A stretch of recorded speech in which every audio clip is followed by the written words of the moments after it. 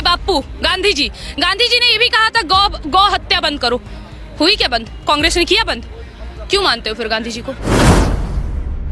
गांधी जी को भी नकार दो ना।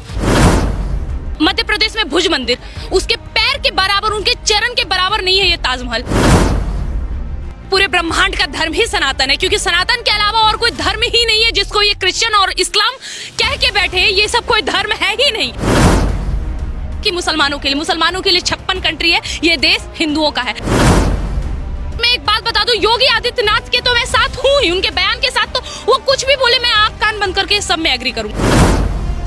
पूरे ब्रह्मांड का धर्म ही सनातन है, क्योंकि सनातन के अलावा और कोई धर्म ही नहीं है जिसको ये क्रिश्चियन और इस्लाम कह के बैठे हैं। ये सब कोई धर्म है ही नहीं, एक्चुअल में नहीं है। अब ये सामने से हम कह रहे हैं, और देश के जितने भी बुद्धिजीवी इंसान है जो ये कह रहे हैं ना कि ये कुछ नहीं हो रहा है, ये हिंदू मुसलमान किया जा रहा है, तो एक बात कान खोलकर सुन लीजिए। अगर आपको ये हिंदू मुसलमान का टिप्पणी लग रहा है तो ये अब आजीवन चलता रहेगा, और ये टिप्पणी तब तक चलता रहेगा जब तक ये देश पूरी तरह से हिंदू राष्ट्र घोषित ना हो जाए। चलिए, संविधान की दो बातें मैं बताती हूँ। संविधान के पहले पन्ने पे राम जी कृष्ण जी की तस्वीर बनी हुई है, किसी अल्लाह पैगंबर और क्रिश्चियन की नहीं बनी हुई है, ईसा मसीह की नहीं बनी। और दूसरी नंबर बात, आज भी कोर्ट जाने के बाद गीता पे हाथ रख के कसम खिलाया जाता है कि मैं गीता की शपथ लेके कहता हूं, मैं जो कहूंगा, सच के सिवा कुछ नहीं कहूंगा।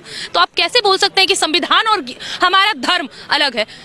आपको पता है ये देश सेकुलर क्यों है? क्योंकि इस देश में बहुसंख्यक हिंदू हैं। अगर ये देश में बहुसंख्यक मुसलमान हुए होते ना तो कश्मीर की घटना याद कर लीजिए, लद्दाख की घटना याद कर लीजिए। लोग अभी कश्मीर में घूमे हैं, लद्दाख की बारी भूल गए हैं। एक बार लद्दाख का भी दृश्य देखिए, केरला का भी देखिए, जहां पे 81% ब्राह्मण थे। ब्राह्मण मैंने इस वजह से कहा है क्योंकि ब्राह्मण वो धरा रही है हमारे हिंदुत्व की, जिसकी वजह से हमें वेद, पुराण, महाभारत, रामायण जैसे बहुत सारी ग्रंथों की जानकारी हुई है, जिसको पढ़ के लोग अपने आप को मानते हैं कि हम इस सनातन धर्म से बिलोंग करते हैं। और हिंदू राष्ट्र आखिर क्यों ना हो? मुझे एक बात बताइए, क्या हिंदुओं ने ये कसम खा रखी है कि हम अपना हक छोड़ते चले जाएंगे? हिंदुओं को हर वक्त हक छोड़ने के लिए किसने कहा? हाँ, तो छोड़। हमारा भारत, आज हम और आप बात कर रहे हैं, इससे पहले सोचिए हमारे पिताजी, उनके पिताजी, जब हमारा देश अखंड भारत था, जब ये खंडित नहीं हुआ था, जब हमारा भारत 83 लाख वर्ग किलोमीटर क्षेत्रफल की इकाई में फैला हुआ था, आज 33 लाख की वर्ग किलोमीटर की छोटी सी इकाई में रह गया है। अंदाजा लगाइए, अगर हम हिंदुओं ने नहीं छोड़ा तो आखिर किसने क्या किया? एक सनातन धर्म की यही खूबसूरती है कि सनातन धर्म में किसी के साथ कोई जोर जबरदस्ती नहीं होती है, अपने मन में ही आते हैं। अभी एक बहुत अच्छा किस्सा चल रहा है, एक लड़के का नाम है जावेद, जो कि मुसलमान था, और अभी वो कृष्ण जी से प्रभावित होकर उसने सनातन धर्म को अपनाया। क्या उसके साथ कोई जोर जबरदस्ती हुई है? या बागेश्वर धाम में जितने भी अभी तक धर्म परिवर्तन करवाए गए हैं, क्या उनके साथ जबरदस्ती नहीं तुम करो वरना तुम मार दिए जाओगे? जो कश्मीर में आगाज लगा था, क्या वो आगाज हमारे आर्यवर्त में लग रहा है? क्या इस हिंदू राष्ट्र में वो आगाज हो रहा है कि या तो तुम सनातन धर्म अपनाओ या फिर मारे जाओ? आगाज लग रहा है? नहीं लग रहा है। तो जबरदस्ती की बात ही नहीं है। जो अपने धर्म वापसी करना चाहते हैं, पठानों और मुगलों की पैदाइशों को छोड़ के, जो हमारे देश के मुसलमान अपनी धर्म को याद करके दोबारा धर्म और घर वापसी करना चाहते हैं, हाथ जोड़ के उनका स्वागत है, आप जरूर आए, लेकिन किसी के साथ जोर जबरदस्ती नहीं हो रही। असंभव, भारत के लिए कोई भी कार्य असंभव कभी रहा है क्या? अभी ये क्या ताजमहल है ना, ताजमहल किसकी प्यार की निशानी? 14 बीबी, 97 अनगिनत कुछ बच्चे थे, ठीक है।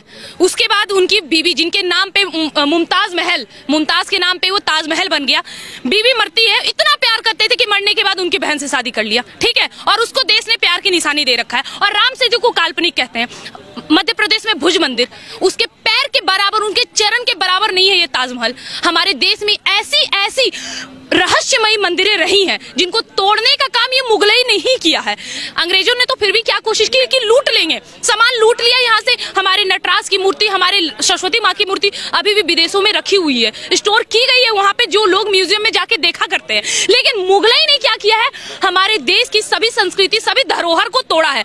अगर ये धरोहर नहीं टूटता तो आज हम अपने ग्रंथों से अपरिचित नहीं होते। अगर आपको यकीन नहीं है, नालंदा विश्वविद्यालय का वो त्रासदी याद करिए, जिसे ध्वस्त कर दिया गया। अगर आज वो जीवित होता तो हम और आप इस तरह हिंदू मुसलमान में बात नहीं कर रहे होते, केवल और केवल हिंदुत्व की बात हो रही होती। संविधान पढ़ा कितना इन्होंने? अब मैं एक बात बता दूं, डॉक्टर भीमराव अंबेडकर, जिनको संविधान का सब कुछ माना जाता है, उन्होंने अपने सबसे पहले उनका पहला बयान सुन लीजिए। उनका बयान था कि मैं हिंदुस्तान और पाकिस्तान के बंटवारे का समर्थन तभी करूंगा जब सभी के सभी मुस्लिम पाकिस्तान चले जाए। ऐसा हुआ नहीं हुआ।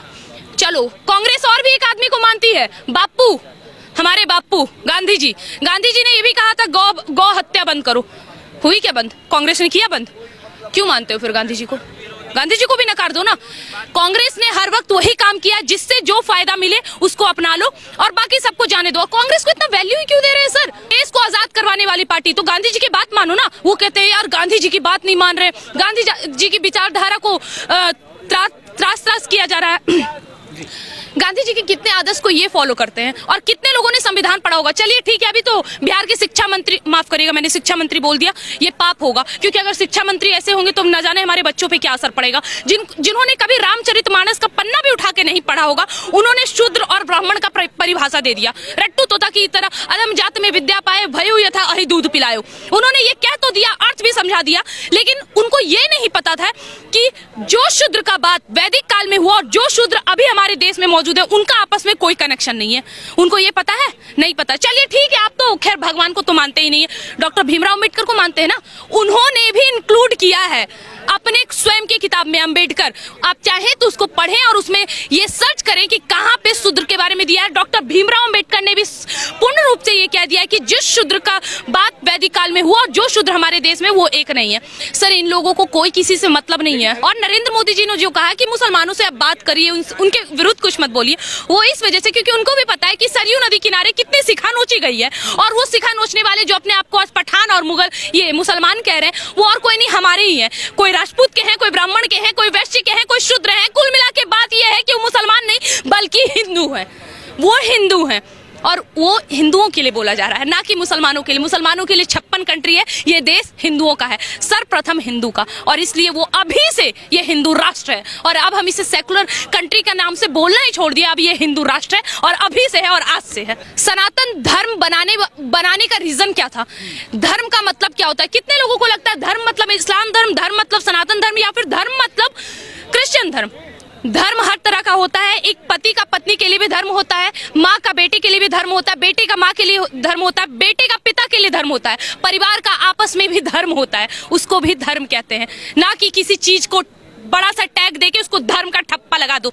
वैसे ये सवाल एक ऐसा ही मिलता जुलता हमारे देश के एक छापरी हीरो, क्या नाम है उनका, पीके मूवी बनाया था उन्होंने, उसमें उन्होंने कहा था कि भाई ये धर्म का ठप्पा कहाँ लगा होता, और जहां एक्चुअल में धर्म का ठप्पा लगा था वहां उन्होंने रेडियो रख लिया था, उनका धर्म का ठप्पा जहां लगा था। ठीक है।